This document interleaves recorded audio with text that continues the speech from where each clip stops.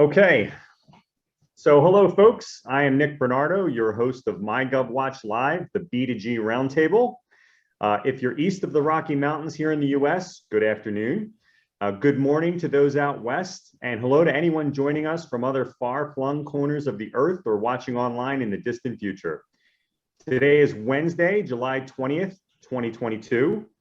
This series is brought to you by MyGovWatch.com.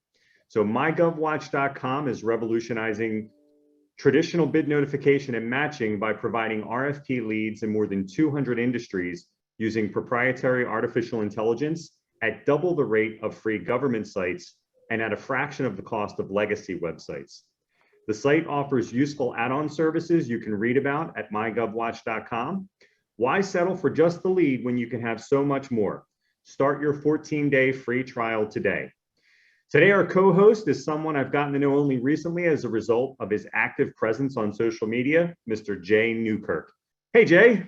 Hey, hello, everybody.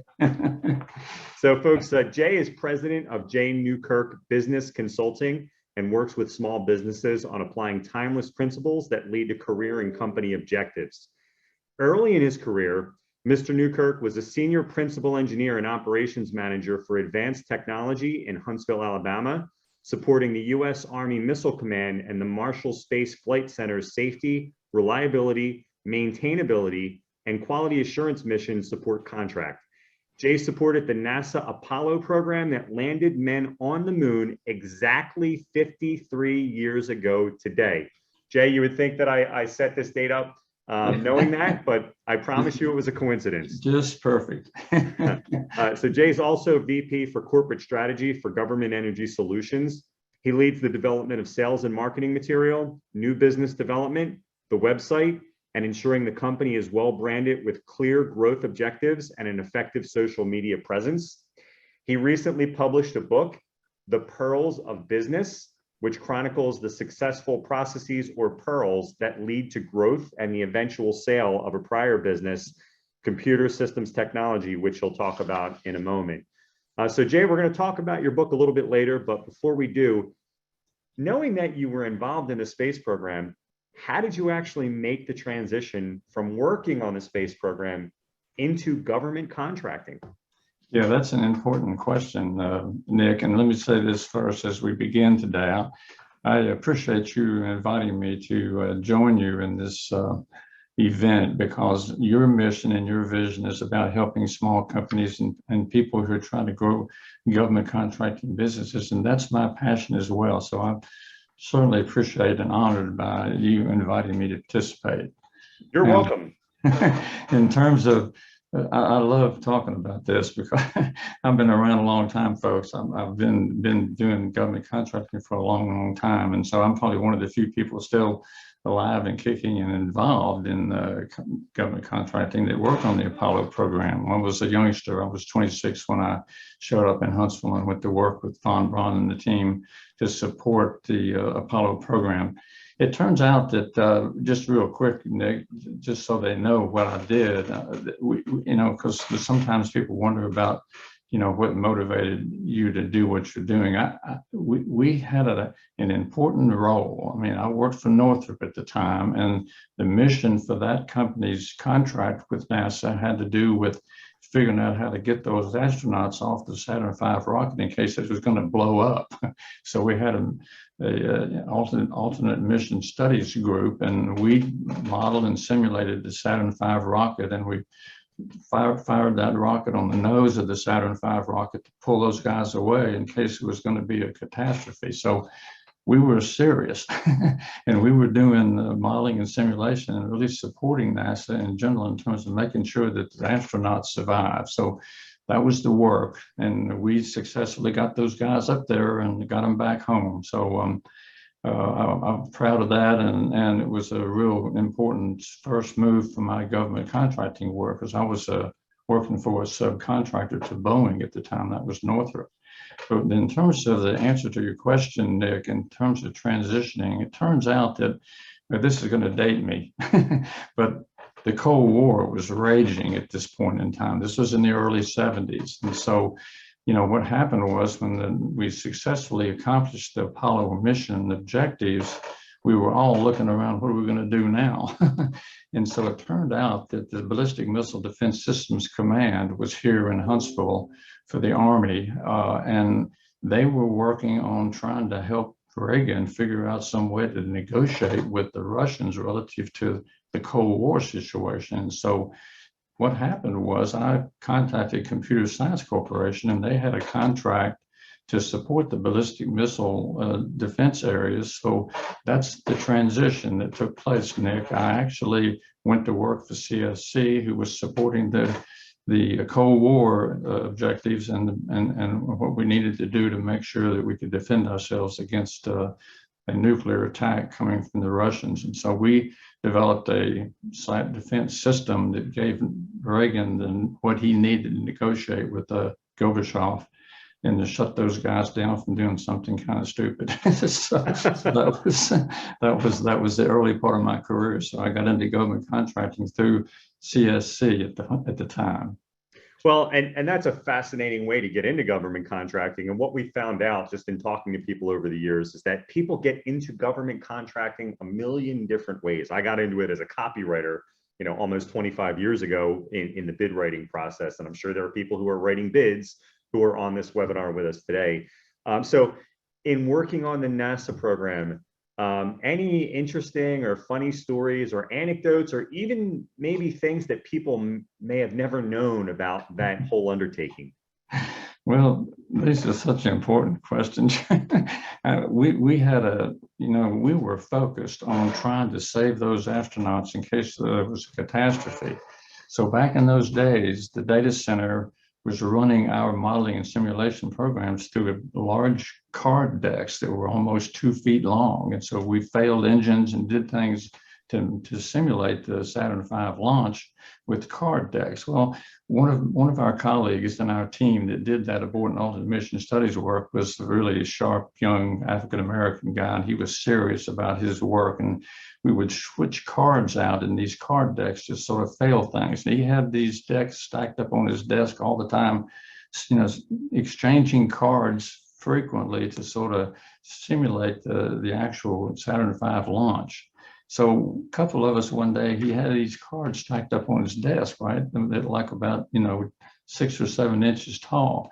He took a break to go left his office one day. And so we all went in there and picked his deck up and got it very safely secured into a card box and stacked up a whole nother blank of cards that looked like his. And when he walked back in, I sat down on his desk and knocked that deck off on the floor. I thought he was going to have a heart attack. So after we got him settled down, we got the deck back up there and we continued our work. But mostly, Nick, it was pretty serious stuff. We were going to save those guys from a catastrophe. So we were pretty focused on that work. Well, and we appreciate that background and sharing that anecdote, Jay. And for everyone who's on the session today, some of you I've spoken with prior to starting the session, and you'll be asked to participate. Camera's optional. We'd certainly love if you want to share, but at least the audio. And if we didn't speak, you'll still have the opportunity to contribute or introduce your business. If you don't really have any questions, we can talk about what you do and how that relates to government contracting. So there's always a manageable number of people in these sessions. So I encourage you to raise your hand if you want to, or ask questions in the chat, because I'll be monitoring that. But just before we get to Corey, and I know Corey's on the line with us with B2G Consulting, I have one question for you about the book. So you have a long history, Jay, of working with the federal government as a government contractor and helping other businesses in that capacity as well. What are some of the biggest challenges you see small companies facing today? And what advice do you have to help them overcome those challenges? Yeah, that's important, Nick. And I because I'm still involved after all these years with a small company myself, I can relate to that issue. And basically what we've been challenged with and what I'm trying to help companies with now is adjusting their operations around a hybrid environment, because it turns out that the government itself and also all the contractors, including the primes and small companies like ours, are dealing with a virtual environment like your event today. And so I think the challenge is that we we have to make sure we take advantage of the virtual environment, make sure the video's on so we can do network and see each other. And the other things that come to mind is that I think are important in this new environment is because there's a tendency for employees to sort of be looking for something new to do and someplace else to go. So I think, one of the issues that I think about a lot is the recruitment needs to be handled very carefully. And I think you need to kind of reach out to people and in the interviews that you're doing, make sure you ask questions about who they are, what their objectives are, and make sure that they can deal successfully in this virtual environment. So that's one.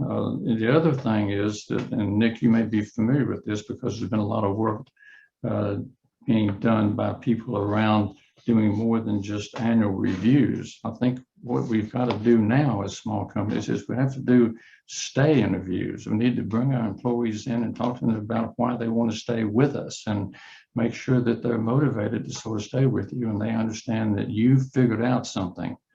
That success is about helping other people get what they want. And if they believe you really care about them and about their career, they'll stay with you. So I think that's critical that we all do that now on a regular basis. Got to rethink the company structure, I think, in this new environment because people are now all over the country and they're tying into staff meetings through the virtual environment. So I think you may want to rethink the structure of the company in terms of how you organize yourself relative to your leadership team and who's reporting to those guys and how you connect to the employees that aren't physically close to you. And then the other one is, of course, you got to really take a look at the funding from your customers because the government's going through its own transitions. And so you have to make sure that if you're targeting government agencies, make sure their funding is solid.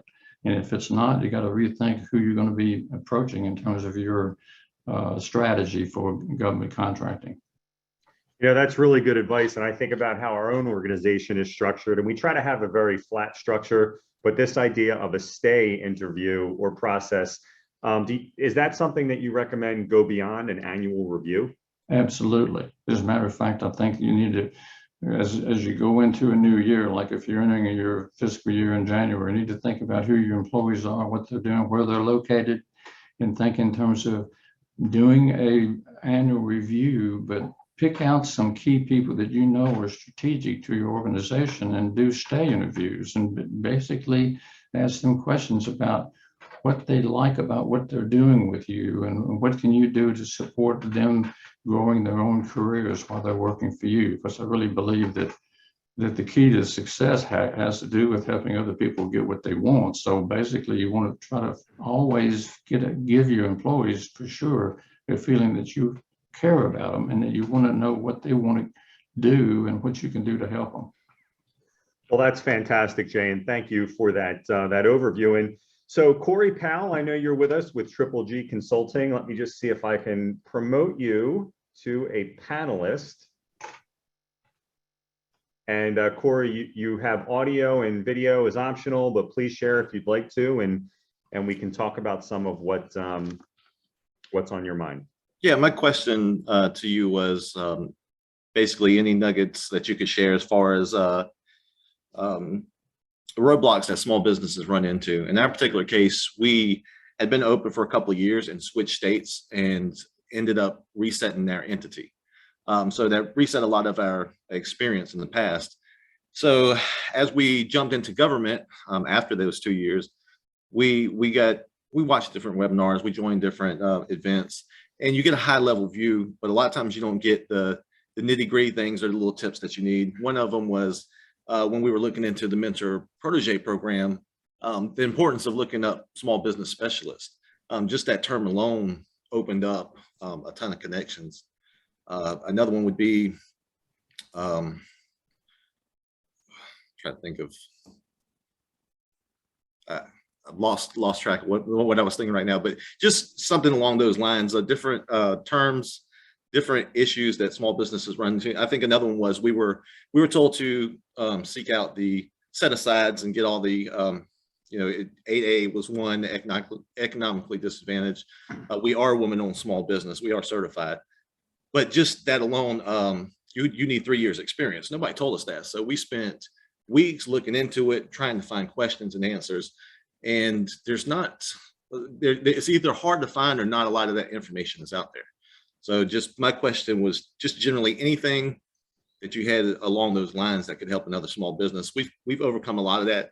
And as we start reaching out to other businesses in our industry, we started sharing that as well, because we found small businesses that were levels above us and levels below that had just started out.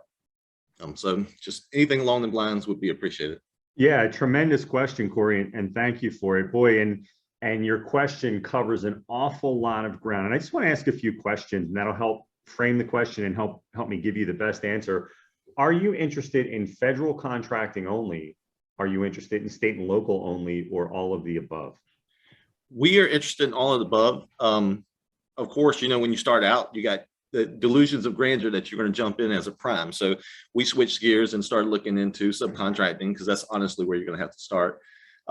We've had more issues finding state opportunities or even local than we have the federal opportunities. And then you run into all the issues you do as a small business, responding to RFPs and things like that. So it's definitely vast, especially when you're a small team. Our particular group, we do have 10 contractors, but we only have 3 personnel that are office personnel that are working towards running the business and looking into the government. So for us, our time is very important, and we have to just pinpoint focus where that's going to be. And a lot of times, like I said, when we're speaking to other people, SCORE, all those other things, SCORE, PTAC, we went all that, all of those help. But if you don't, if you're not particular about the question you're asking, you're going to get kind of a half answer or vague answer a lot of times, and then you're back to researching for another week or two. Yeah, and so we have a very broad area that we're talking about, and that's okay, because I don't think we're going to be able to answer every question, but we can talk about what are some of the common roadblocks. And Jay, I'm going to address this, then I'll ask you to maybe piggyback off of some of the things that I might contribute. So deciding who to target, right? So we talked about federal contracting. You are right. For federal contracting, it is sort of the back door of federal contracting to get in as a subcontractor. And so Jay has some experience with that. I have experience with that in prior lives. So just remember that just being a woman-owned small business doesn't necessarily mean that you'll automatically get that work as a subcontractor. So you want to be able to provide. So in other words, the most important thing is that you're providing the value that a software development company provides. And I see that you do software development. Another idea with that is this notion that the larger the government agency, and this is sort of off the cuff, but I think this would probably be true if we studied it further, the more likely they would be developing custom software, right? So smaller government agencies, they're looking to buy packaged softwares that do specific things. But the larger the budgets, state governments, the federal government, certainly, the more likely they're going to be doing custom programming, and you'll find prime and subcontracting opportunities there. So deciding who to target, right? Are you focused on one type of software development, for example, or do you do everything under the sun, or do you have a sweet spot? We do mainly .NET. We're kind of focused in that, but we do staff augmentation. We do modernizations. Honestly, modernizations is probably what we have been doing the most of in the commercial market. So that's generally where we would be at, which we went to a couple events. We were in the one in DC a couple of weeks back, and there are several DoD projects that their stuff's 15, 20 years old that definitely needs modernization. As a small business, and with our prior experience, that might be harder for us to get into, but that's also why we're looking into subcontracting and bringing larger companies these proposals that we see. Have you gone to usaspending.gov to search on which companies in your NAICS code have government contracts that are existing, so that you can target them to approach them about subcontracting? Have you been to usaspending.gov? Yeah, we've been doing that. We've also been looking at future procurements through different agencies and trying to contact some of those companies or contracts that may be renewed or ending, and bringing that to the attention of other large businesses. So you're doing some of the things that you need to be doing. And first things first, if you're already doing some things that we would recommend, you're ahead of the curve, because a lot of folks wouldn't even think of some of the things that you've just mentioned. The fundamental thing that I would say is that it's a fundamentally different sales cycle than in the private sector, right? So in the private sector, you have a few decision makers. They say, this is what we want. You make them a proposal and they can act on it. So the sales cycle is so fundamentally different. You have terminology that's unique to government contracts. You have a longer sales cycle in many cases. So that is a roadblock in and of itself, is how difficult it is to find information about what the opportunities are and who are the stakeholders that you need to convince, so that when the bid does come out, they already know who you are and they already have a preference for you if you are bidding as a prime, or if you already, so that you already know who you're partnering with if it's a teaming or subcontracting opportunity. Another thing I would say is that the proposal process itself is a roadblock, right? It's the soft cost of doing business with the government. So not only do you have to have the expertise of software development, but you need to have the capability to respond to bid requests. And those are not only coming from the government agencies. The larger the prime contractor, the more likely they're going to need or want you to be part of a proposal process, even for subcontracting work. So those are just some things that jump off the top of my mind. Jay, what would you have to add to that? Yeah, it's hard to add to it.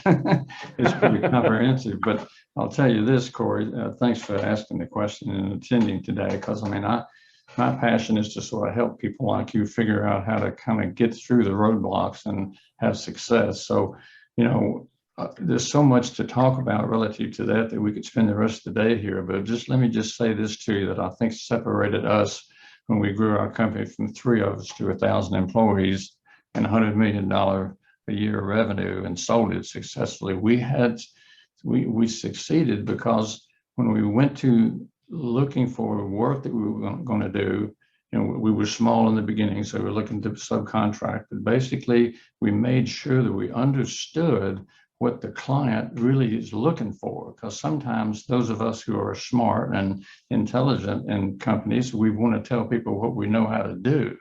But I'm telling you now, you got to figure out a way to articulate how you can adapt what you know how to do to solve their problem. So in terms of the proposal activity, in terms of who you're going to go after, just think through basically what you can provide to both a prime contractor and the government itself, and get inside their heads, get inside what it is they're looking for. Because I think a lot of times we tend to talk about what we know and we tell people what to do, but what you really need to be doing is asking questions about what their problems are and adapt your solutions to solve their problem, and talk about that in the responses, because evaluators get sick of reading how smart people are. They're trying to figure out whether or not this company is going to help us get to solve our mission and our vision. So this quick response to your question is, make sure that you get inside the head of the decision makers in both the prime contractors and also the government, and figure out what's their hot buttons and address it. I appreciate that. Thank you. Yeah, and Corey, I would also add, you mentioned the mentor protege program, did you not? Yes, I did. How far down that road have you gone? We've reached out to several companies, but even to start with, trying to find what company we need to approach and how to approach them. There's no central database to look that up that's maintained. So you have to approach the company, you have to look it up. And like I said, honestly, through several things that we've gone through, webinars and courses, small business specialist wasn't really pushed as hard as it should have. I mean, once we started using just that simple search term with the business we were looking for, we were able to submit to several companies a week and actually get a hold of somebody you could speak with, where if you're just searching a company trying to find the proper contact, it can lead you down the rabbit hole.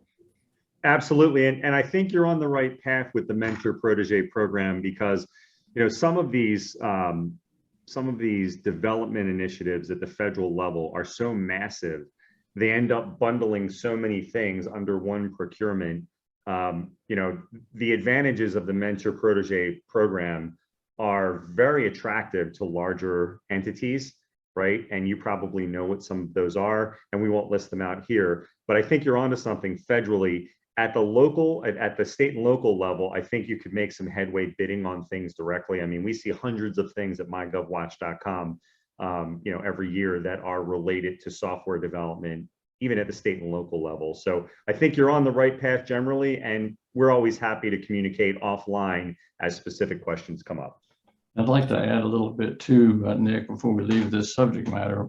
Our company was an AA company, and actually we did a mentor protege program. So I'll tell you, Corey, there's a lot of important decisions to be made about the mentor protege program, which would be a whole seminar for Nick, frankly. But basically, the one thing you want to do is make sure you've got a very strong relationship with your mentor before you ever go to the government to talk about a mentor protege program. You need to be working with them. They need to know who you are, what your strengths are, so that you can put together an agreement that really gets approved by the government. So make sure before you get involved in mentor protege that you develop a strong relationship with the prime contractor before you go there. Yes, so yeah, we're in that initial phase where we're just reaching out to companies, but that definitely is the goal, is once we get somebody that actually gives us the time of day, I guess, for lack of a better term, and they'll sit down and speak with us, and we can start to foster that relationship and go from there. Right. There's a lot of large companies that may not even know about the newer mentor protege program, and they may not understand the benefits of it. So you can even hold a webinar like this where you maybe, try to get 20 different companies interested in joining a webinar just to tell them what those benefits are, or, hire an attorney firm that specializes in that and just have them talk about it. So that would be something else I would think of. But Corey, please stay with us as things come up. Feel free to chat any more questions, or if you want to jump back on after we cover everything else, please do. Yep, appreciate it. Thank you. Yep. So Jay, you talk a lot about the human element strategy in your blogs, your consulting work, and in the book, The Pearls of Business. What does that phrase mean? And how can practicing strategies like that help business leaders and entrepreneurs be successful? Well, that's such an important part of my own personal philosophy. And it's critical to the success, I think, of anybody in their career, whether they're business owners or whatever. So it turns out that the human element has to do with the fact that when you're communicating with somebody, whether it's a customer or whether it's an employee or even a family member, you want to try to figure out what it is that these people are excited about, what their concerns are. Zig Ziglar made the famous quote, if you help enough other people get what they want, you get what you want. So if you follow that philosophy, you're trying to get inside people's head all the time when you're talking to them and figure out what their hot buttons are if you can, and address it. So typically, sometimes when we're interchanging in meetings and having conversations with our colleagues, we start talking about the problems and the issues and all that. My point is this, that I really believe that the successful relationship starts with this human element idea. So in fact, my partner and I would walk into a government office to introduce our company to the decision maker, and he's sitting behind his desk, and we walk into his office. What do you think we did? We didn't start talking about what we know how to do. I looked around the office, and he's got his Auburn or Alabama, or he's got a picture of his daughter on a horse or whatever. You ask questions about, oh, I see that your daughter drives.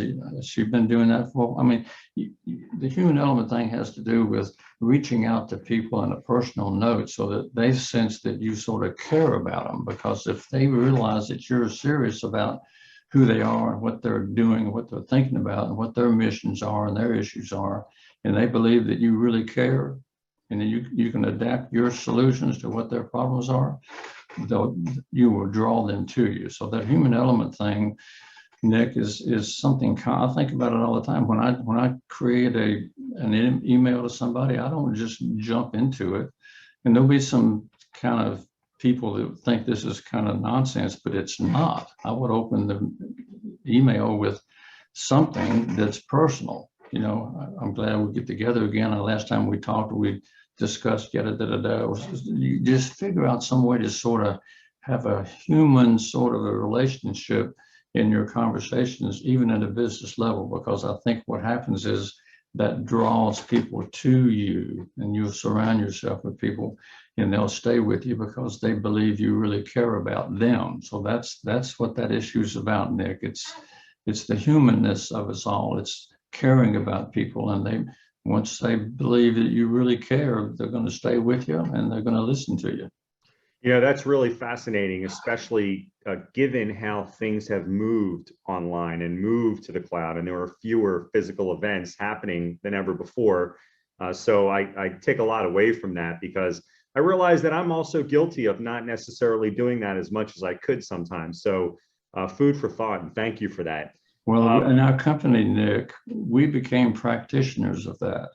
And we talked to our leadership team every Monday about it. We spent one of our weekly staff meetings talking about, it was the human element sort of thing. I would be asking our leadership team members to tell us why they're doing what they're doing. What do they expect to get out of this working with our company? So we constantly worked on making sure people realize we care about them. That was the key. And I think that separated us from our competition, because our leadership team believed we really cared about them.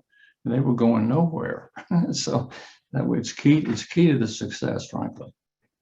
Well, I could see how, and we have someone who has joined us today by the name of Roger Hurdy, who's with CFD Research, and he has a question about something in your book, Jay. So I'm going to promote Roger to a panelist. See if I can do that.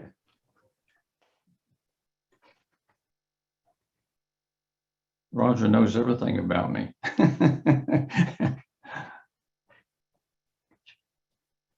And he's muted.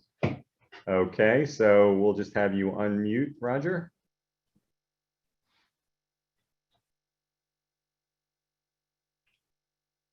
Should be a little icon that looks like a microphone, Roger. And once you find that, you can click on it.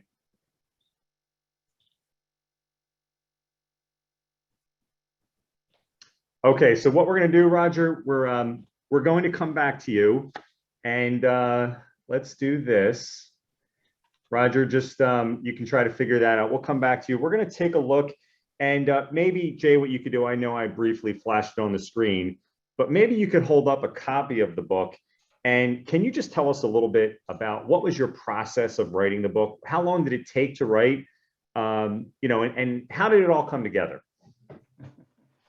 Well, that's a good question. My editor is probably participating in this meeting, and we talk about it all the time. In fact, I did a blog on that very subject that they can look up on my website about the process of going beyond just being a government support contractor to writing a book. And I had to really learn from Jessica Swift, my editor, because I was tending to sort of do the thing I'm telling people not to do. I was just talking about what we knew how to do. And so she helped me figure out how to communicate successfully in a book, and to add anecdotes and add how to apply the pearls that we talked about.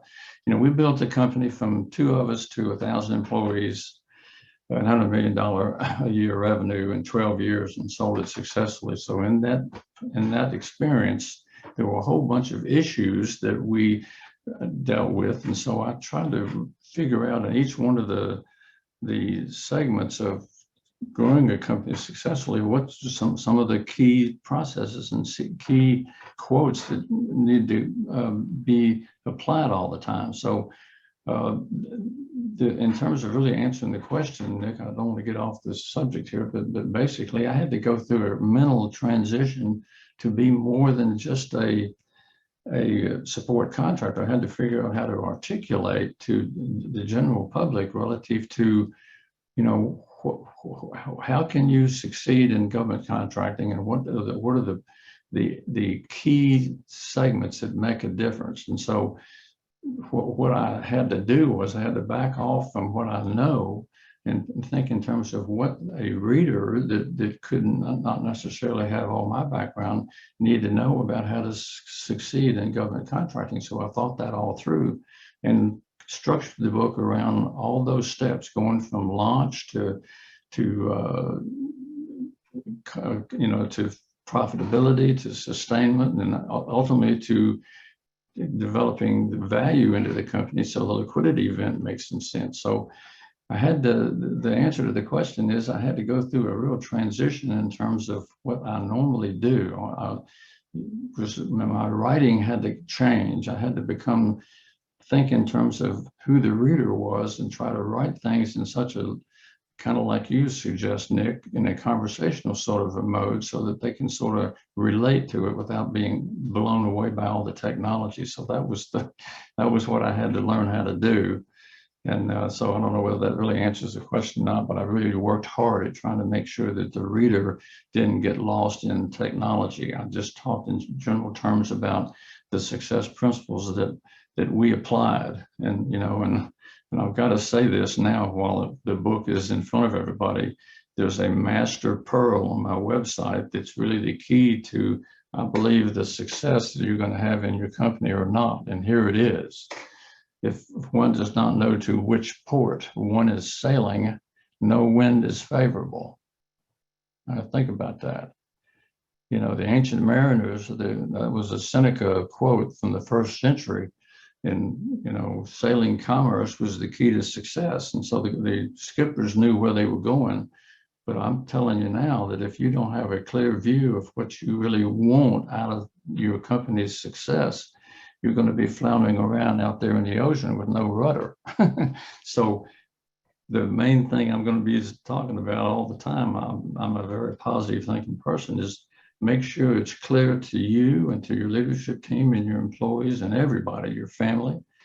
What are you trying to do? Why are you here in the first place? What is it that you want out of life?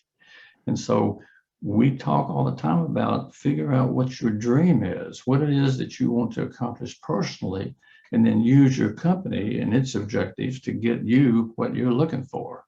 So I'm off on a tangent here, Nick, I'm sorry. No, that's okay. And before we try to get back to Roger, I just wanted to show the book is available on Amazon, and I think you can all see that I'm sharing from the browser in Amazon here. So let's go back to. Yeah, thanks for doing that. I appreciate it. Yep, absolutely. Let's see if we can close that share. Well, and by the way, when they go there, they can look at the first part of the book. You can see it and get a feeling for what all's in there. So absolutely. And so let's try if you can see if Roger's here again. So Roger, I'm going to give this another try and tell me if you're able to unmute. Let's see if it's working now. Is it working? Yes, sir. Yes, sir. Welcome to MyGovWatch Live, Roger. And let me see if I can promote you to a panelist, and you can share video if you'd like.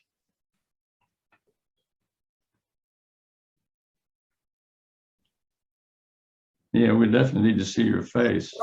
Well, anyway, while we're waiting for Roger, the question had to do with the SMART approach, which I know is in the earlier part of the book. There we go. Roger, you had a question about the SMART approach, which is mentioned in the Pearls of Business book, did you not? Yes, that's correct. Yeah, that's something I've talked to Jay about before and just wanted to get his elaborations on it. Really, my curiosity is where did that come from? Because that was something early in your book, starts on page 27. And the SMART approach is something I definitely believe in, strategic, motivate, articulate, et cetera. So just kind of, you've been giving us some great incidental backgrounds of where things came from. So yeah, thanks for coming on board and being here today, Roger. I really appreciate it. I'll have to give my editors some credit here. And Jessica Swift was here now, probably listening, and but she when we got through the part 1 of the book, and then we talked about the human element and the other keys to success having to do with outcome management and human element and having a dream. I talk about all those things, but at the end of that first part of the book, she came up with an idea, Jay, why don't you figure out some way to sort of capture the keys to this business success by using an acronym. So we came up with the SMART approach. And so it's really SMART. So S stands for strategy, strategic thinking. The M stands for motivate, motivating your leadership team and being motivated yourself. The A is articulate. Make sure that you can articulate what your dream is to your leadership team so they know what you're trying to get out of this company, and they're going to kind of fold into it with being able to articulate what their dream is. And so, like I said, we spend one of our, weekly staff meetings talking about why we were doing what we were doing instead of just dealing with the operation and the challenges that we have. So you need to articulate why you're doing this business and what you want to get out of it. So that was the articulate part of it. The next one is resilient. And everybody on the call today, on this event today, knows that we've gone through a tremendous transition in government contracting relative to the pandemic. And so you better, to have resilience, you got to be able to move around and change the way you do things to make it more effective in this new environment. So you got to think in terms of being resilient, by being flexible and moving things around and making sure that you adjust your operation around being resilient to your customers and to your employees and to your company objectives. And then finally, the transformation is the T.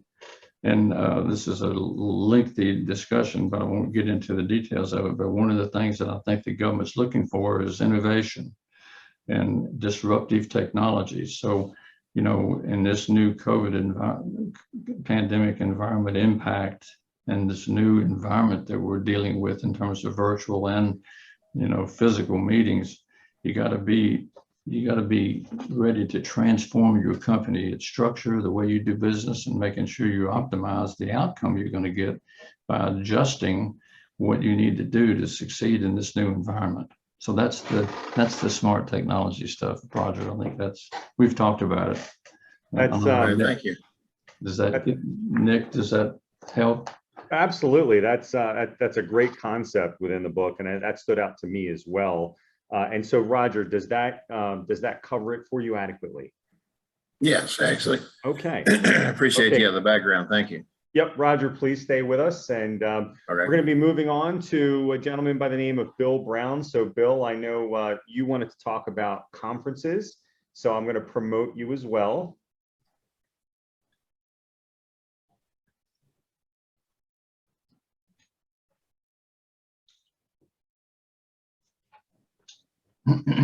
He's muted. Okay, let's see if I can ask you to unmute. And as we go through this, folks, I'll try to give you a little bit more notice rather than putting you on the spot.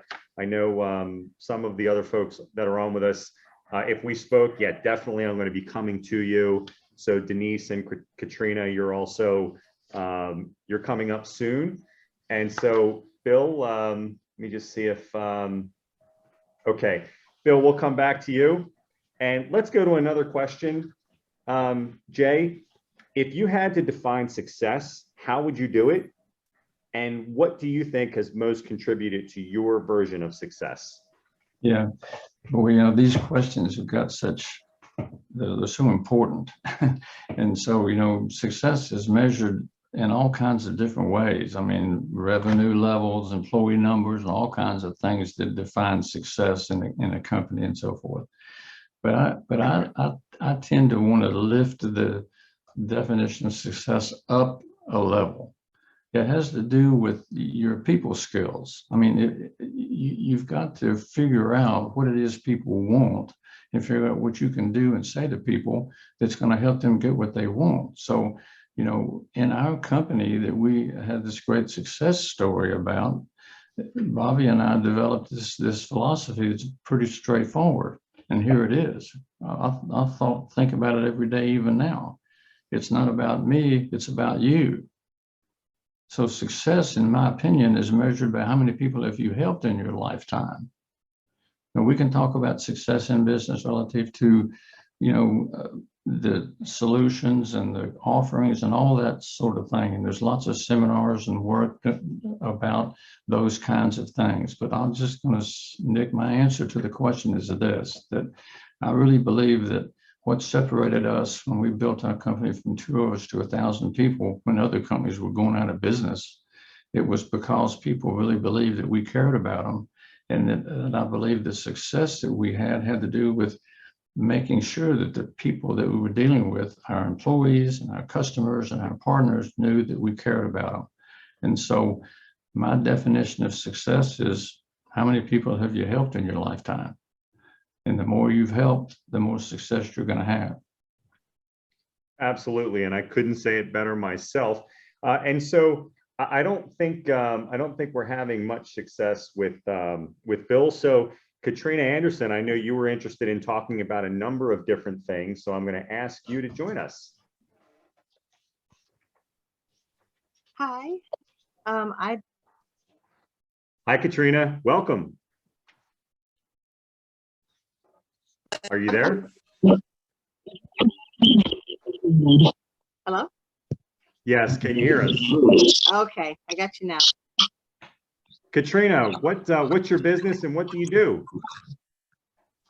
We are Commodities Tea LLC. We are a tea and home goods business. And as you can imagine, within that specific of food industry, it's not quite as often that we see RFPs that really apply to us. So I wanted to know, when we are getting an RFP that we can apply to and can really knock the ball out of the park, what is the best way to stand out from the herd? Because it's so rare, we do find that it's really competitive once an RFP pops up. So what can we do in our response to really try and stand out from other companies? Well, great question. And Jay, I'm going to ask you to piggyback off of this also. Okay. So let me ask you this question, Katrina. Is your question mainly about government RFPs, private RFPs, or both? My very first response was being written at the end of this month. It is a private RFP. However, I am curious about both because we are looking to kind of use this as a test run and see where we can go from there. Absolutely, absolutely. So a lot of the things I might say about this would be similar, right? There are some things that you would want to do in a government RFP and in a private RFP similarly. One thing on the government side is, at a minimum, you must be responsive to the RFP, right? Because if you're not following some instruction they have, they can disqualify you out of hand. There may be things in a private RFP that you can also be disqualified for. So always look for those. So at a minimum, are you giving them exactly what they're asking for? And then beyond that, there is room to provide things in an RFP response that maybe they're not necessarily asking for. So do you have letters of reference from your best customers for a similar product or service? That would be something you could include. Are you willing to share limited financial information, even if they're not asking for it, that shows that you have the financial wherewithal to do what it is or provide what it is that they're asking for? That would be something else. Depending on the nature of what they're buying, there are reports that are available on your business that show its credit worthiness or how you pay your bills. That would be something you could provide. So there's any number of things that can be offered, even if it's not asked for. Those are just some examples. And I would also say that visually, you always want to remember that, to Jay's point, the human element, there's someone looking at that document. So if you want to invest a little bit in graphic designers creating templates for you that are visually appealing, that's a good thing. If you want to invest in someone who can create some graphics that you can use and insert as images in your documents that explain some of your key processes or what makes you different in a graphical format, that would be advisable as well. Jay, what am I forgetting? Oh, you've got it. This topic is so important, Nick. We could spend a lot of time on it because responding successfully to RFPs is one of the keys to success. And again, basically, Katrina, I would be wanting you to kind of follow what Nick is saying. But one of the things you want to do is make sure that you sit down before you respond to any RFP, whether it's government or private or whatever, and he said it, I'll just say it again, you got to figure out what it is they want and not just get excited about talking about some past performance that you've shared with some other company or whatever it is, but you want to make sure that you figure out a way to I talk to my proposal teams about imaging the evaluators. Just picture the evaluators reading your proposal, and they tend to scan and they look at graphics and all kinds of stuff like Nick's talking about. But one of the things that you want to make sure that you do is that you say and be real articulate about the fact that your company is focused on helping people get what they want. You are really looking to figure out how to adapt what you know how to do to solve their problem. And you use those words and those terms in your response. So sometimes we'll go out to our technical folks for input to a proposal, and most of the technical guys are going to be talking about what they know how to do. You got to figure out how to take that language and turn it around in such a way that the evaluator is reading it and nodding and saying, well, these people really understand what we're trying to do, and they'll score you. And you're going to 1 to 10 on your section, you want to get a 10. And you get a 10 by convincing that evaluator that you understand their problem and that you've got some solutions that you've used for other folks that you can adapt to solve their specific area. So those are the things that I focus on all the time, and make sure that you're getting inside the head of people you're trying to deal with. You're particularly the evaluators for the government's contracting world. We work at it big time. And Katrina, I know at least when you signed up for this session today, there were some other things that you brought up, maybe some of the federal programs. And before we go further onto those, were those answers helpful? And did you have any follow-up questions for those? The answers were phenomenal. Thank you both, Nick and Jay. I appreciate it. Yep. And did you have questions about some of the federal programs? I thought I saw something about 8A and HubZone. Yes. Distinctions between 8A and some of the other certifications can get kind of muddy if you're just going straight from Google. I did learn from, an earlier respondent, about some of the mentorship opportunities that are out there. I will certainly look into those.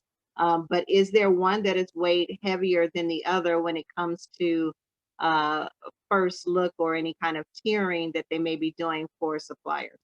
Okay, great question. So just for the sake of anyone who's joining us or listening later, there are certain federal programs that are procurement preference programs. So you have small business, the overall small business program, and each federal department has a small business spend. You have a woman-owned goal, you have a HubZone goal, you have a small disadvantaged goal, and you have a disabled veteran small business goal. And then you have the 8A program, which is not really a procurement preference program. It's a little bit different. It's a business development program that's really characterized by a tangible relationship with the SBA. And so it's a program that provides you with business advice and coaching through the SBA. So let me ask you a few questions, Katrina. So do you know if in your business, are you considered a small business, and have you investigated that?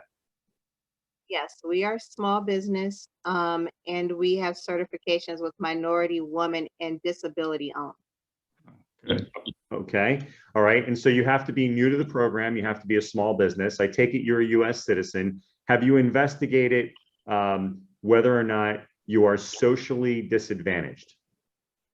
I have not investigated that. I have had people approach me about looking into that. So it seems like on the surface, at least, perhaps we qualify. I have not gone any further with that. Okay, so social disadvantage with the small disadvantage program and with the 8A program, there are certain groups in the US that are presumed to be socially disadvantaged. So African Americans, Hispanic Americans, Native Americans, if you're in one of the presumed groups, you are presumed to be socially disadvantaged. But then on top of that, you need to be economically disadvantaged. Have you looked into those requirements? Currently, I believe we meet those criteria. Okay, yeah, and so those are black and white. You can just look at them and see whether or not you qualify. They want the business to be of good character and to have a potential for success. So those are the requirements of the 8A program. Jay, I understand you have some familiarity with it. Yeah, this is so important. All kinds of things come to mind, Katrina, because I have been where you are right now, and I know exactly what you're up against, because we applied to the 8A program way too early, and we got rejected because we just weren't prepared. So one of the things that you have to really do is think through what do you think the 8A evaluators are going to be looking for? They're looking for stability and for strength and for having some past performance and all that. So we did it too soon. We made sure after we learned painfully that we got rejected, we backed up and sat down and thought this through and basically made sure that we had some really strong past performance. We had a really strong accounting program, and we you know, and we had quality assurance documents and all that sort of thing. So we made sure that we had enough maturity that so that the mentor protege evaluator people and the 8A program people really realize that you are strong enough to succeed in the government contracting world. If they think that you're not quite ready yet, you get rejected. So my only other thing I would add to what Nick said is that just make sure that you have got some pretty strong past performance and a solid organization, and with a number of leadership team members or whatever, and some contracts that you can talk to before you go in to get that certification. You just strengthen yourself enough so that they are nodding when they're reading your application. And of course, well, I guess that's about all. I could go on and on, but we became an 8A company, but it took us a couple of tries before we got certified because we weren't quite ready. We went into it too early. So just make sure you got some strength, and you can just kind of image the evaluator looking at you, and what are they looking for? What do you think they're looking for? They're looking for strength and all the things that Nick talked about as well. Okay, that's very helpful because that is my current thought is that we're about a year, maybe 2 years away from being strong enough to do that. So that is something that I will definitely consider. Thank you, Jay. Well, that's good, Katrina. If you really think that through, you realize that when you're ready to get approved, now you've got 9 years to take advantage of that program. So you don't want to do it too early. You want to be strong when you get it so that you can take advantage of that certification over the time period that you're going to be qualified to have that certification. So the stronger you are when you enter it, the better it's going to be for you. Thank you. Well, and I just wanted to add, Katrina, that I love the name of your company. I think it's great. Thank you so much. It's definitely a conversation starter. It gets us in the door of many places. So thank you, Nick. All right, Katrina, please stay with us. And I'm just going to remove you as a panelist, and just, you know, we'll ask some other folks to join us. So folks, if you're still with us, we have about 30 minutes left. I want to encourage you to raise your hand or chat a question if you would like to go live with us. I certainly want to encourage you to do that. But while you're considering whether or not you'd like to ask any questions that are specific to your business, and certainly if you just want to introduce your business, we'd like to encourage you to do that. Just raise your hand and chat a question and we'll invite you. But Jay, a question for you. So we know it can be challenging for small businesses and entrepreneurs to stay focused in today's fast-paced environment. What's your advice on business owners and people in business on how to stay focused, and what are some tips you can give them to help? Well, I'm going to go back to something I said earlier, Nick. I really believe that one of the keys to our success during the years we built our company was the fact that, you know, focus is sort of a broad term. So basically what we would do on a regular basis, we made sure that we all revisited why we were building this company.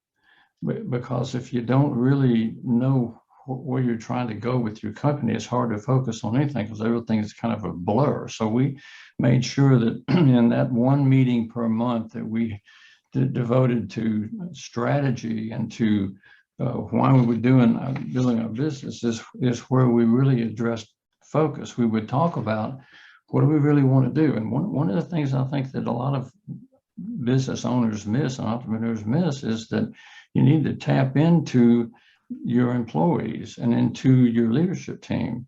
Instead of you sitting by yourself with your, as an owner, and you're telling your leadership team what your focus needs to be, one of the keys to our success was we asked our leadership team what they wanted to do. What do you think we should be focused on as a company? What do you guys really want to work on? Because we get our leadership team and the project managers excited about their work, then that defines what the focus should be. It's not about what I'm thinking, what you're thinking as an owner, what you want to do. If you're going to build a company, it's more than you. It's your leadership team and your employees. So I think, Nick, the answer to focus has to do with what does your leadership team want to do, and focus on getting after work that those guys get excited about. Because if they accomplish their personal objectives and dreams working with you, and you've tapped into what they want to do, and you go after work that they like to do, you just built yourself a successful environment. You've got a culture about helping other people get what they want, and you have figured out that it's your employees that are key. It's not what you know, it's you motivating your leadership team to excel in what they're trying to accomplish in their careers. So that's, I don't know whether that gets it or not, Nick, but that's what comes to mind. Well, it certainly helps. It certainly helps. And so I'm just going to, I know there are some folks here that did want to introduce their business, and I'm going to ask Chris Johnson. Chris, would you like to tell us a little bit about what you do?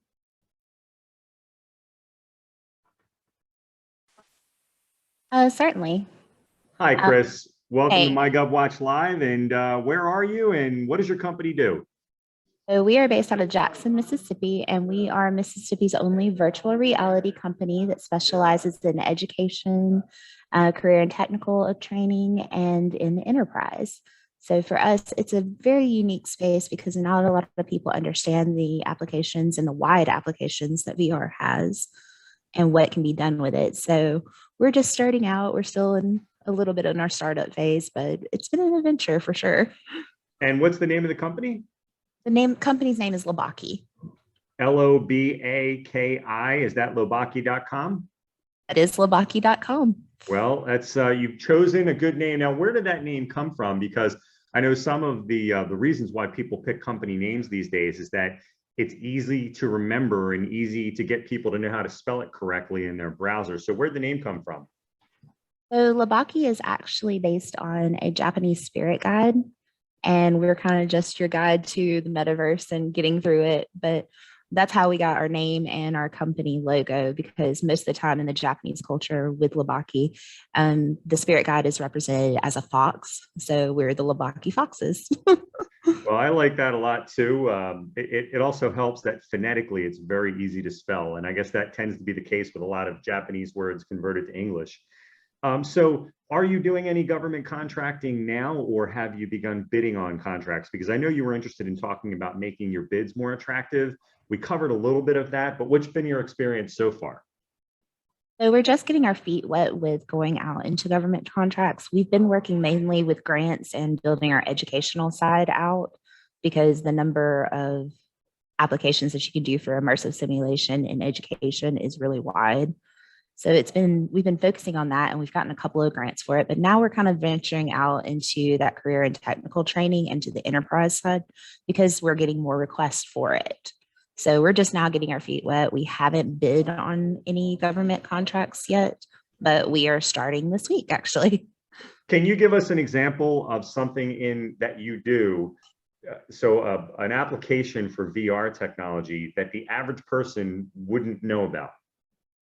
So one thing that we are currently working on getting funding for is we're partnering with a security firm to work on a simulation that they can use for, like, if someone is robbed or if there's an active shooter on the premises.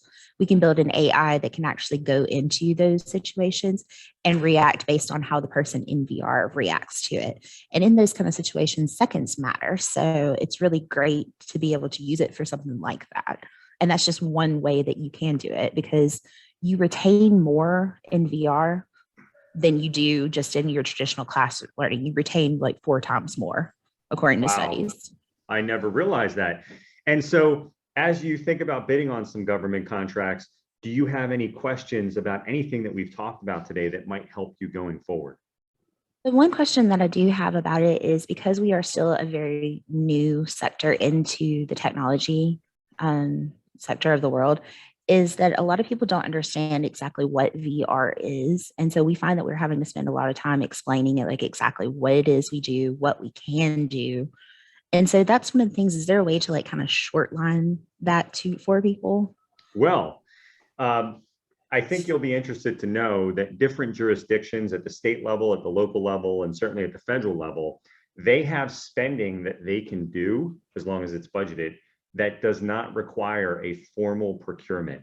So what I would encourage you to do is try to identify what government agencies would you like to do business with.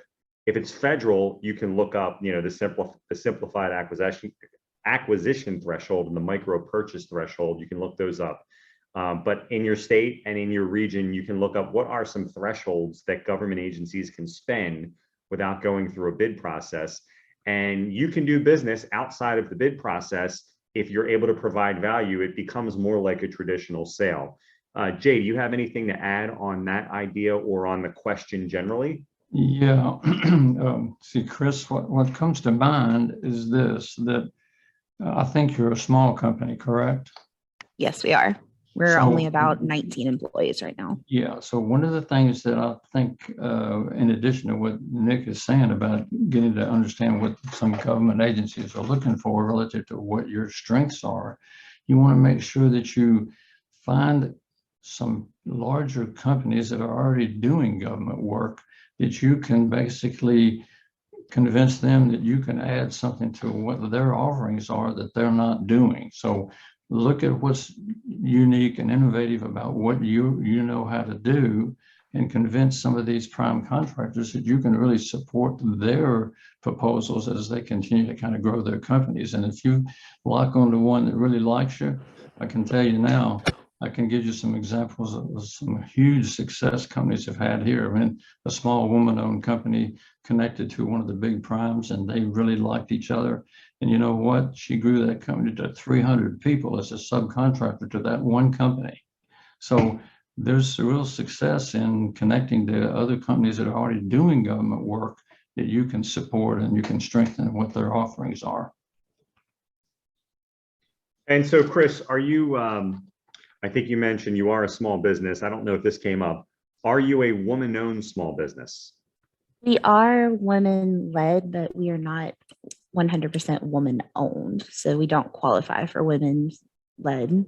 Unfortunately, Okay. we've looked into it. Okay, so you've looked into the control requirements. We qualify for small business, but we don't qualify for women-led yet. Okay. And so I just want to piggyback on what Jay was saying. Yeah, there's a tremendous opportunity, especially for federal contracting, to see how what you do becomes part of what someone else already is contracted to do. And so there are all different ways that you can do that. But especially in an emerging technology area, it's more of a traditional sale when you're selling to a prime contractor, because they have what they're supposed to do under their contract, right? And how they do that, they have a fair amount of discretion to do that, but they do have to spend a percentage of their contract dollars with small businesses. So it's worth looking into.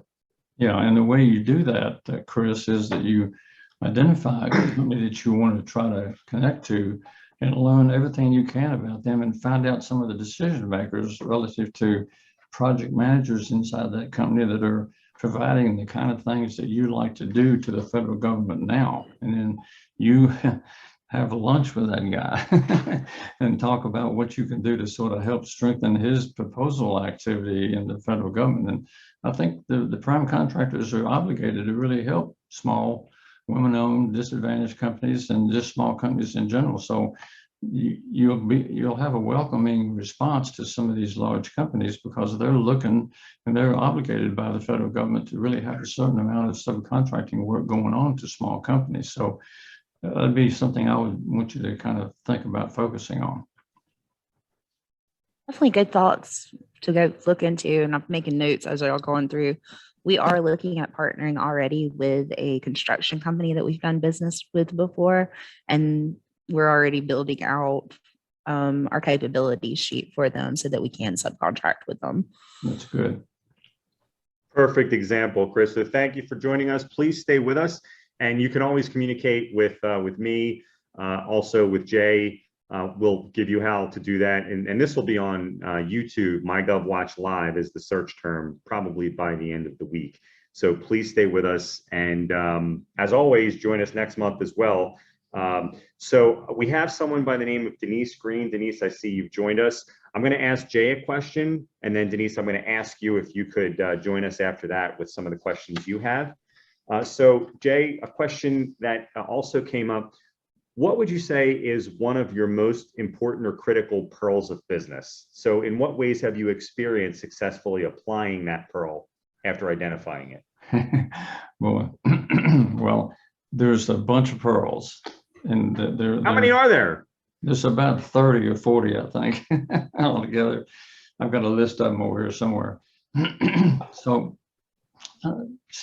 many things come to mind there, Nick, that I think it's important for people to sort of maybe take away from this event today. I've already talked about the master pearl that Seneca came up with in terms of knowing where you're going, but there are other key ones. I mean, like, for example, Abraham Lincoln said, if I had 8 hours to chop down a tree, I'd spend 6 hours sharpening my axe.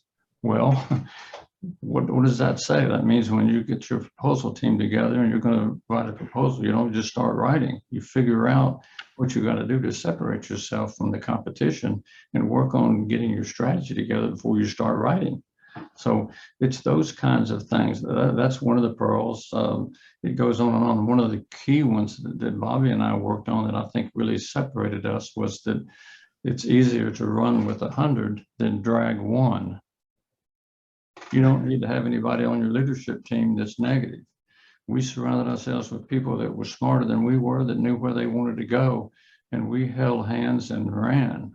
You don't have time to have a brother-in-law or some other person's a friend in your company that really doesn't quite have this positive attitude and understand what they really want to do. So we surrounded ourselves with people that were better than us, that knew more about what their area was. And so what we did as the owners and the leadership team members is we motivated our leadership team to excel. So we didn't tell people what to do. We asked people what they wanted to do, and then developed our entire strategy and our culture around helping people. And so we taught those leadership team members and the project managers to get focused on what their employees want to do. If you've got a bunch of folks working for you that are doing stuff that they love to do, just think about that a minute. Can you imagine what it was like for us with 1,000 employees all working every day, supporting, with our customers, and the money they were getting for their work was coming into our accounts? I mean, it was $100 million a year, but it was, folks, it was based on the fact that we had everybody in the company realized that we were serious about helping them get what they want. I'll never forget, we won a contract out in Utah with the Air Force. It was an ongoing contract. We beat an incumbent, and Bobby, the president, my partner, went out there to visit with those people when we won that contract. And this is an anecdote, Nick, that I think you would like us to talk about. I mean, this little lady came up to Bobby and she was practically in tears, and she hugged her because Bobby talked about the fact that we were glad to win this contract and have your incumbent employees come to our company, and that we're focused on helping you get what you want out of working for us. And she said, I'm so excited about meeting you. So I've never even, in my other company, I didn't even know who the president was. And so we focused on making sure that people understood that we were working constantly in terms of trying to help them get what they want. So I've probably beaten that to death, Nick, but I'll tell you, it's what separated us. It's why we've really got to $100 million a year and 1,000 employees, is because they believed we cared. Well, I think that's a tremendous pearl, and if nothing else, that's one worth remembering. Yeah. So we have someone who joined us maybe not quite at the beginning, who I know had some questions. Denise Green, are you with us? Hi, yes, I'm with you. I'm actually driving. Can you hear me? Absolutely, Denise. So I've promoted you to a panelist, but I understand if you're driving, if it's more convenient just to speak and not go on camera, that's fine. Yes, I was actually trying to type out the question because I'm actually going to hop out the car. But so my question is there a typical time frame to get a minority-owned set-aside or service-disabled classification? And or can they all be achieved simultaneously? Like, All right, so Does let that me ask you this, just a couple of questions there, Denise. So do you believe, I'm assuming we're talking about federal contracts, right? yes, Okay. What is your race? I'm African American. Okay, okay. And are you a veteran and a disabled veteran? No, Okay. So certainly if you own the business, it's a woman-owned business, yes? correct. Okay. Are there any other federal designations that you believe you can assert? Are you operating in a hub zone? That would be where I'm living.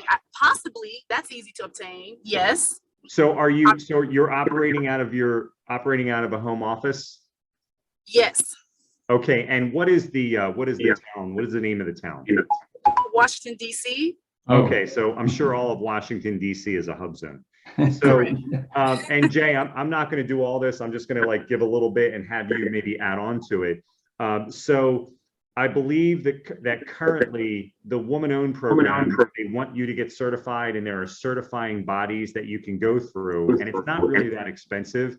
I think if you go through the SBA website, they have entities that are approved by the SBA that will certify you for a few $100s. And if you're running the company and you can show them some documentation that no one else is pulling the strings in the background, that's not going to take long. The Hub Zone program is a little bit more complicated and takes people several months to get through. But the small disadvantage status, I believe, as long as you meet the status requirements, you're able to assert that. And I don't believe there's a certification for that unless you additionally would like to become 8A certified, and that has, unrelated benefits. So that's just the beginning of the answer. And I just want to have you respond to any of that or maybe follow-up questions on that. And then I want to turn it over to Jay to flesh it out even further. Okay, that's helpful. I do want to become 8A certified. So with that, is there additional certification that's available on SBA site? That's required, or how does that work? Okay, so number one, and what does your business do? IT consulting. Okay, perfect. All right, so how big is the business? Like, do you have people? Are you a sole proprietor? I have people, but it's more of a joint venture, and then we would subcontract out. Meaning you want to become a subcontractor, or you're subcontracting some of the work to someone else? Correct. Okay, there's a whole other conversation that can be had about whether or not you are able to subcontract the work out, depending on what it is you're doing. So, and we can cover that offline, and I encourage you to contact me. But so to be 8A, you have to be a small business, which you are. You have to be new to the program. You have to be a U.S. citizen. Okay. You have to be socially disadvantaged, which you are presumed to be based on your race.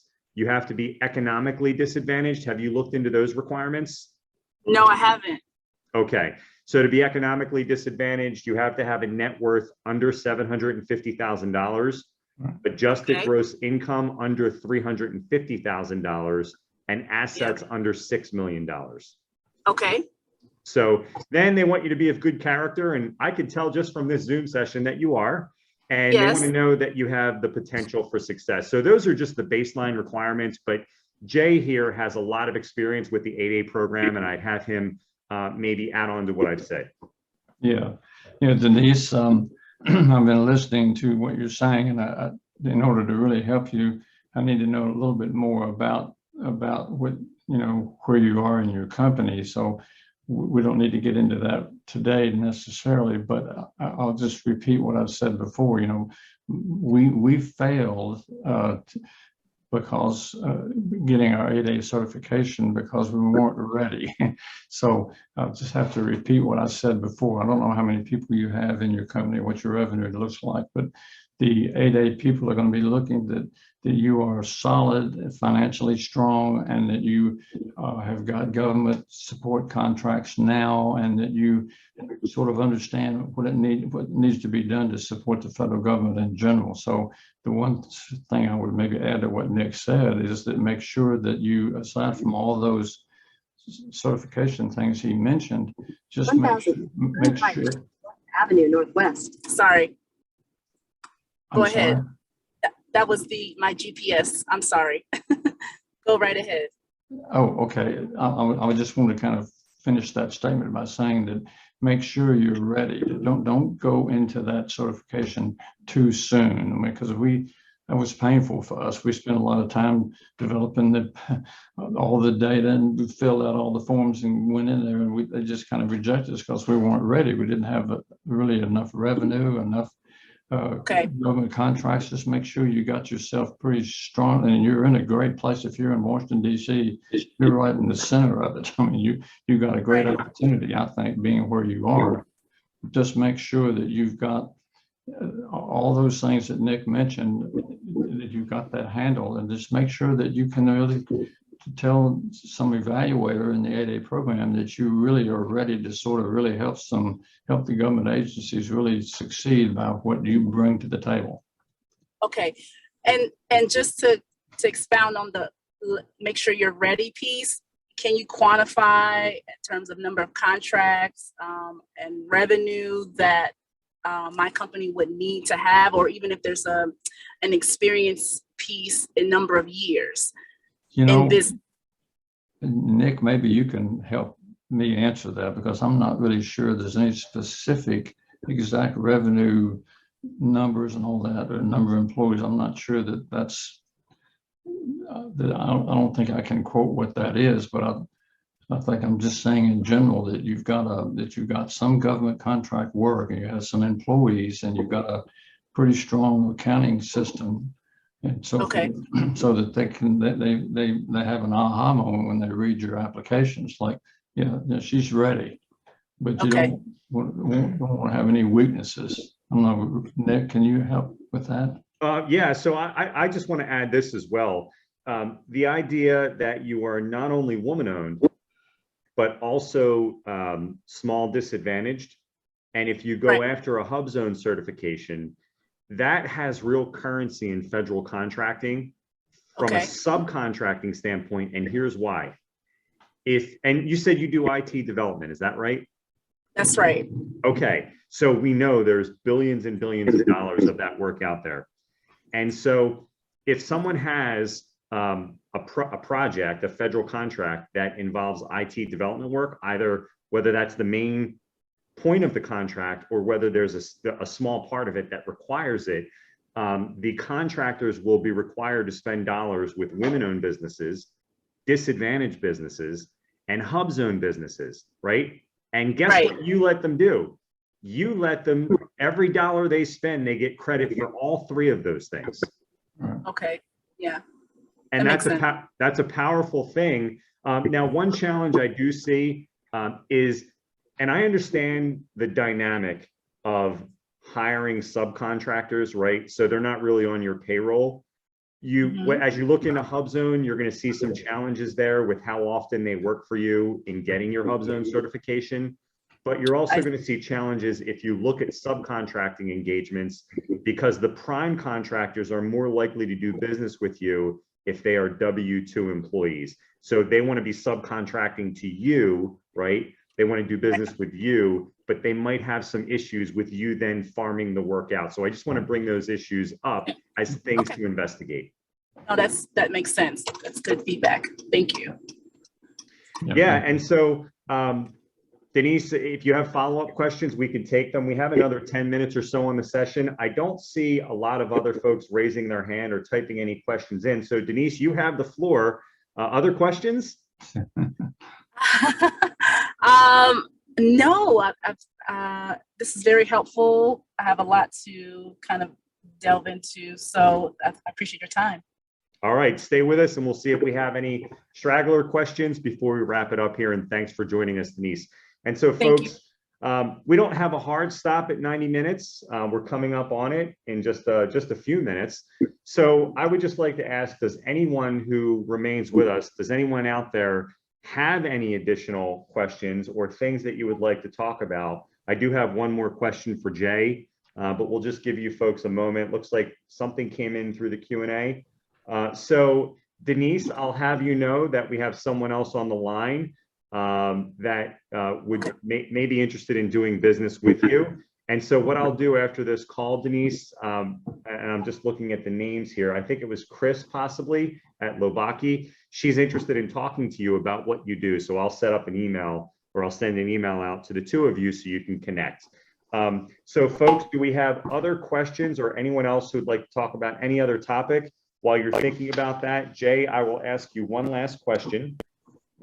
And this has to do with hiring and retaining employees. Okay, and we talked about some of these things, Jay, throughout the last hour and a half. But I know, at least from our company standpoint, it seems like a lot of companies are dealing with staffing and employment issues these days.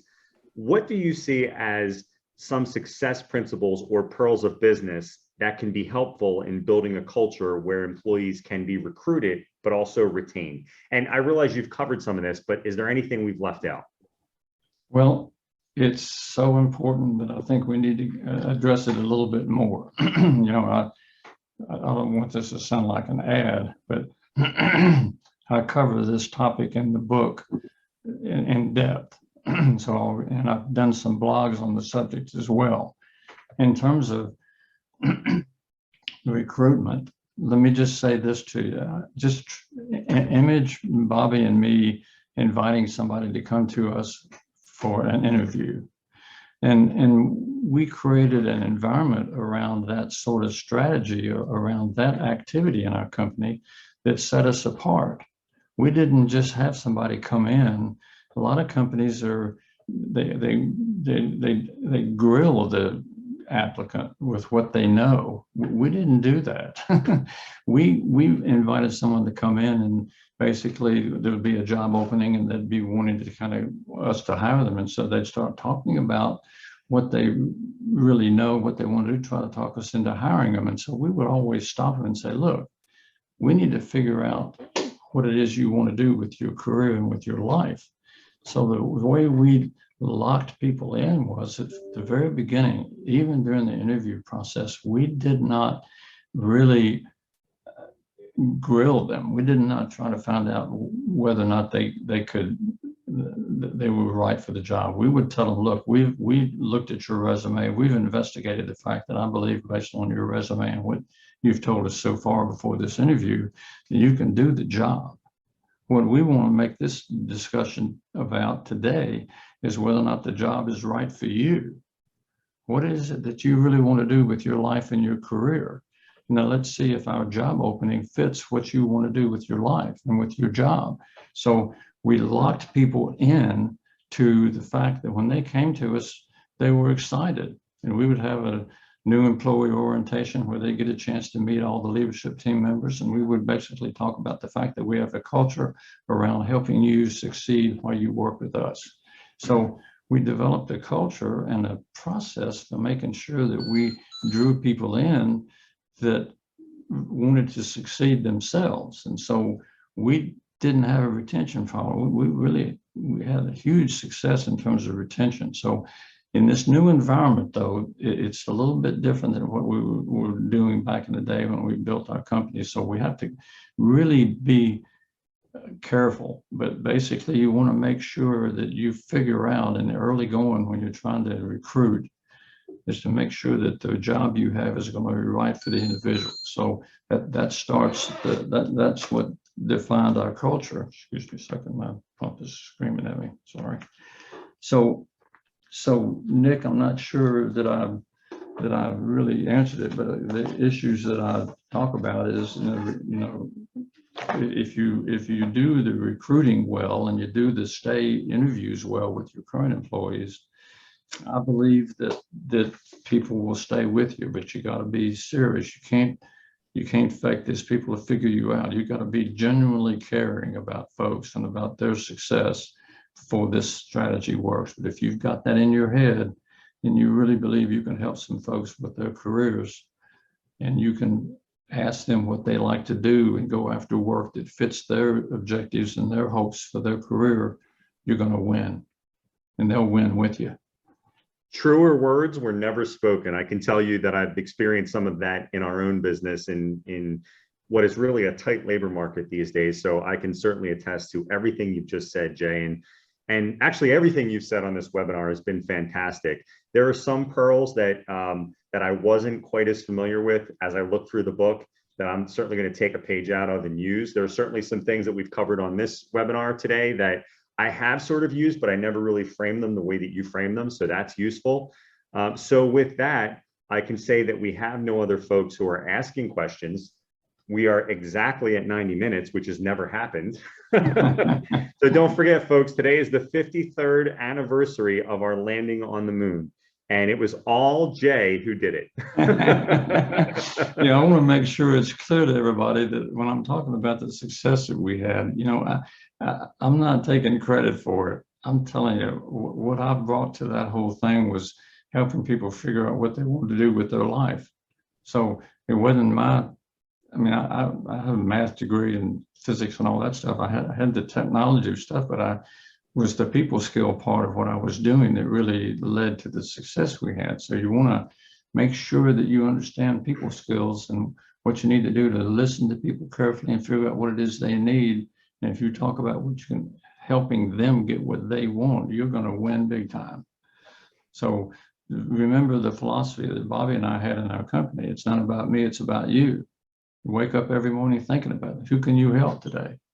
Absolutely. And before we go, and I don't know if this was intentional, we had someone, Garrett, raise his hand. And Garrett, did you have a question? I did, Nick, and I don't want to hold everyone up here, but I actually— Garrett, before you go further, Garrett, can I ask you to turn up the volume or just get a lot closer to your device? Certainly. Let me see here. Let me, if this works here. Is that better? A little bit better. Just get as close as you can. Perfect. And again, do apologize for the audio issues.